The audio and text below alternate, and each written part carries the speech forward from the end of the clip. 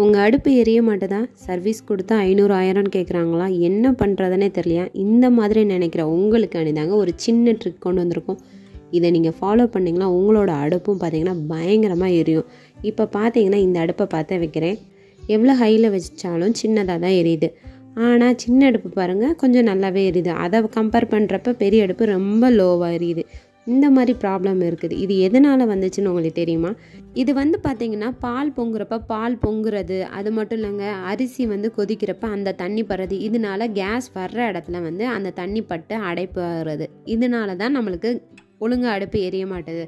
இதை ஒரு சின்ன ட்ரிக்னால நம்ம பண்ணினோம்னா நம்மளோட அடுப்பு நல்லா எரியும். இப்போ பார்த்திங்கன்னா 2 அடுப்புமே பார்த்திங்கன்னா ஒரு அடுப்பு கொஞ்சம் நல்லா எரியுது சின்ன அடுப்பு, இதில் பெரிய அடுப்பு கொஞ்சம் ரொம்பவே லோவாக எரியுது. இதில் நீங்கள் பர்னரை கழட்டி செக் பண்ணிங்கனாலும் பர்னரில் எந்த வித மிஸ்டேக்கும் கிடையாது. அப்போ என்னடா பண்ணுறது அப்படின்னு பார்த்தீங்கன்னா, அடுப்புக்கு பின்னாடி பேக் சைடு எடுத்துக்கோங்க. அதில் கேஸ் வர்ற இடம் இருக்குது பாருங்கள், அந்த இடத்துல ஒரு ஹோல் இருக்கும். அந்த ஹோலில் சாரி பின் இருக்குது பாருங்கள், அதை எடுத்து அந்த ஓட்டையில் நம்ம 2-3 தடவை குத்தணுங்க. இந்த மாதிரி குத்துனீங்கன்னா அதில் எதுவும் டஸ்ட் இருந்துச்சுன்னா வெளியே வந்துடும். இந்த மாதிரி பெரிய அடுப்புலையும் சின்ன அடுப்புலையும் இருக்கிற ஓட்டையில் சாரி பின்னை வச்சு நம்ம குத்தி பார்ப்போங்க. இந்த நல்லா குத்தியாச்சு. இப்போ இந்த அடுப்பை நம்ம நார்மலாக வைப்போம். இது எங்கே இருக்குதுன்னு பார்த்தீங்கன்னா அந்த பைப் போது பாருங்கள், அந்த இடத்துல தான் இருக்குது. இப்போ அடுப்பை நம்ம பற்ற வைக்கலாம். இப்போ அதை ரிப்பேர் பண்ணுறதுக்கு முன்னாடி அடுப்பு எப்படி இருந்துச்சுன்றதை காமிக்கிறேன். இப்போ எப்படி எரியுதுன்றதே பாருங்கள். சின்ன அடுப்பு அப்போ பார்க்குறப்ப நல்லா எரிஞ்ச மாதிரி இருந்துச்சு. இப்போ நம்ம க்ளீன் பண்ண பிறகு பாருங்கள் பயங்கரமாக எரியுது. இந்த மாதிரி உங்களுக்கு காலையில் வேலையில் இந்த மாதிரி அடுப்பு நல்லா இருந்துச்சுன்னா உங்களோட வேலைகளும் சீக்கிரமாக முடியும்.